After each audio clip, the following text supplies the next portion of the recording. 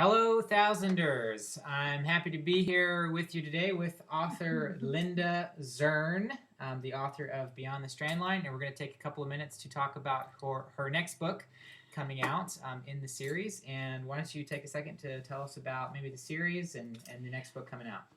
Basically, when I talk to people about these books, I try to say dystopian and apocalyptic, and um, uh, I try not to say prepper because nobody really understands what that means. Prepper fiction is essentially grid collapse, civilization falls apart, and then you have a realistic apocalyptic scenario. Interesting. So the first one is called Beyond. Once you get it in the frame there you go. Beyond the Strandline. Beyond the Strandline. And it's important to understand what a Strandline is. Spoilers. True. However, people are remarkably ignorant on the whole concept of a strandline, and especially people in Florida because we live on the beach. It's that row of seaweed and shells that's left after high tide. That is a strandline. So the first one was called Beyond the Strandline, and the next one is called Following the Strandline. And when is the next book coming out? The end of the week. This should be the end of this week. And week meaning that today is November 25th, if I'm not mistaken. It should be the 29th. The 29th, so that's exciting.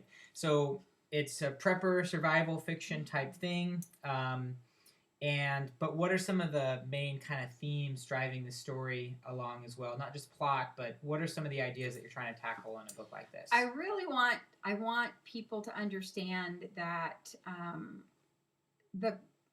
there are those who will be ready for disaster. And we've just seen that. We've seen hurricanes, we've seen fires, we've seen, we look at the Caribbean. There are people who are ready psychologically for the disasters that happen in our lives. And then there are people who are not. And between the two, it's better to be the people who are ready. And I love that idea of society coming to a place where you have to make some hard decisions. Life is not the McDonald's anymore, and I really like examining that. So is it all just doom and gloom and awful and sad, and it's just there's no fun, and it's just... Do you mean is it McCormick and the Road? Ugh. I wouldn't no. read it if it was. No, because I think too much of this type of literature is doom and gloom, and we're all dead in a year, and there's no hope for anyone, and that is definitely not the where I want to go with these stories.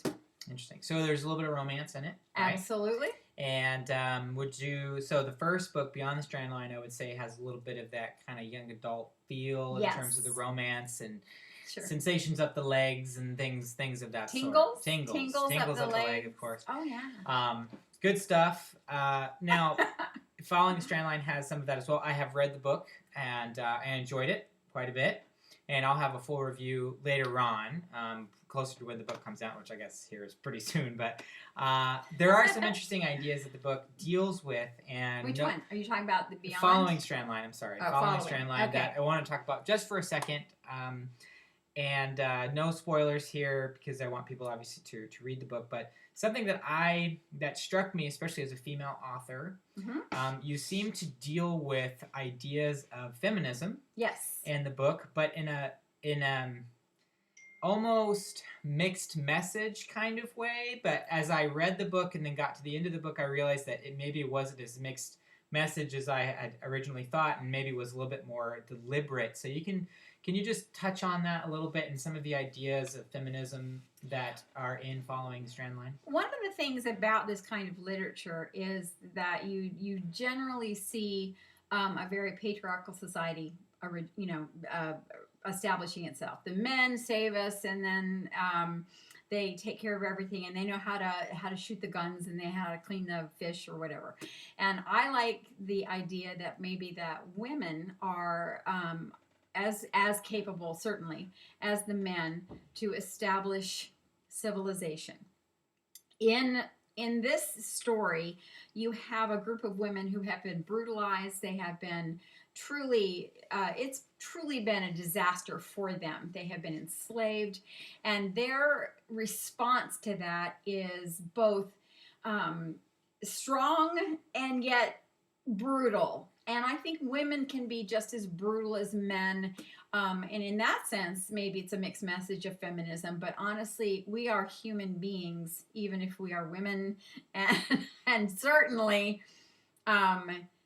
we can get it wrong just as much as the men can get it wrong. But we can also get it as right. So that's something that I like to talk about. And it is explored, I think, in an interesting way in following the Strandline, along with other topics and themes and romance and things like that. So we're looking forward to having everybody enjoy the book when it comes out. And Thousander Club will, of course, make sure to post their review. But we want to thank Linda Zern for taking a couple minutes to talk to us today. And we will be talking to you soon. Oh, okay. All right. Bye-bye.